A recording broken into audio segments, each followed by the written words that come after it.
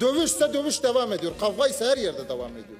Ama bu coğrafya medyasıyla, siyasetçisiyle, akademisyeniyle yaşamayı ve yaşatmayı hak ediyor. Medya bunun öncülüğünü yapar, yapabilirdi. Ama medya yapmıyor. Kendi cephesinden konuşuyor.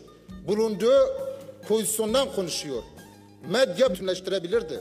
Ama bu şimdi mümkün görünmüyor. Ben cezaevinde bulunan, onuru için, düşüncesini ifade ettiği için cezaevinde olan gazeteci arkadaşları selamlıyorum.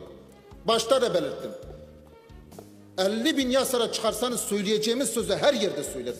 Burada da söyleriz, meydanlarda da söyleriz, halkımızın içinde de söyleriz. Onlarca üniversite açtınız, iletişim fakültesi, gazetecilik. Hepsi sağda solda farklı işler yapıyor. Torpile ihtiyaç var gazetecilik. Ondan dolayı bu faşizmi kurumsallaştırıyorsunuz. Yasayla güvence altına alıyorsunuz.